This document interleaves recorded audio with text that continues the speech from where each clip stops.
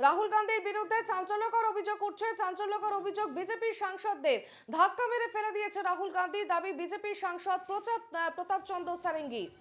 তিনি যে অভিযোগ তুলছে যে গুরুত্বপূর্ণ এবং শাসক বিরোধী রীতিমতো তরজায় আজকে উত্তপ্ত হয়ে উঠেছে সংসদের চত্বর এবং তারই মধ্যেই বিক্ষোভে ঝরেছে রক্ত। ধাক্কা মেরে ফেলে দিয়েছে রাহুল গান্ধী, এমনটাই দাবি তুলেছেন বিজেপি সাংসদ প্রতাপ চন্দ্র সারেঙ্গি। কি বলেছেন তিনি শোনাবো।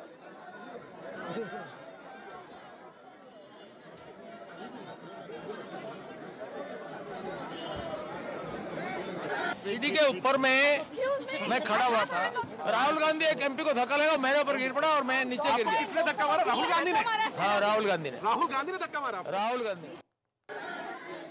টেলিফোন লাইনে রয়েছেন আমাদের প্রতিনিধি বাসব রায়। বাসব, শাসক বিরোধীতে আজকে উত্তপ্ত পরিস্থিতি সংসদ চত্বরে এবং তারই মধ্যে রক্ত ঝরেছে একজনের। রক্ত ঝরেছে কিনা বলা যাচ্ছে না, তবে বিজেপির প্রতাপ সারাঙ্গী সাংসদ ওড়িশা, তিনি ধাক্কাধাক্কিতে পড়ে গেছেন। ঘটনাটা এরকম, সংসদ চত্বরের মকরদ্বারের সামনে, মকরদ্বারের ঠিক বাইরে বিরোধীরা বিক্ষোভ দেখাচ্ছিল অমিত শাহ আম্বেদকরকে নিয়ে ফ্যাশন মন্তব্য। তো তারপরে আর বিজেপি বিক্ষোভ দেখাচ্ছিল কংগ্রেসের বিরুদ্ধে, যে এরা সংবিধান মানেন, এবং সেটা মকরদ্বারের সিঁড়িতে। তো যখন রাহুল গান্ধী সংসদে ঢুকতে যান, তখন রাহুল গান্ধী নিজেই বলছেন যে তখন তাকে বিজেপির যারা সাংসদ তারা ঢুকতে দেয়নি। তো রাহুল গান্ধী সেটা পেরিয়ে ঢুকতে যখন গেছিলেন, সেখানে বিজেপি সাংসদদের সঙ্গে তার একটু ঠেলাঠেলি হয়।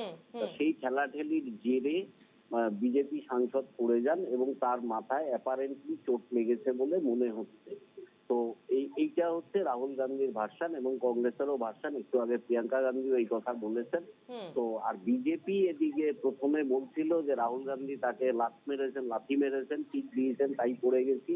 পরে সেই আহত এমপি প্রতাপ সারেঙ্গি তিনি জানিয়েছেন যে না, আমাকে রাহুল গান্ধী ধাক্কা দিয়ে ফেলে দেয়।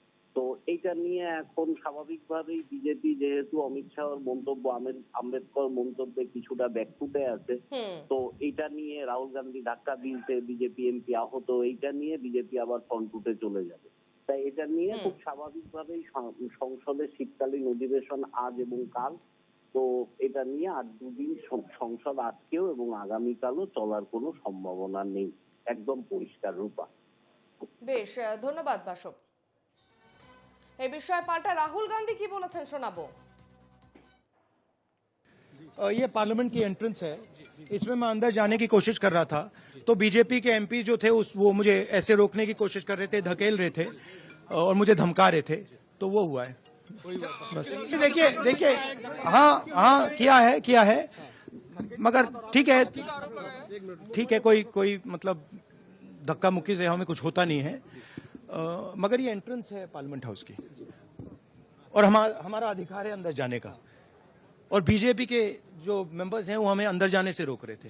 सेंट्रल इशू है जो आप लोग मांग कर रहे हैं अमित शाह के रेजिग्नेशन को लेकर। नहीं, सेंट्रल इशू है कि ये कॉन्स्टिट्यूशन पर आक्रमण कर रहे हैं और जो अंबेडकर जी की मेमोरी है उसका अपमान कर रहे हैं।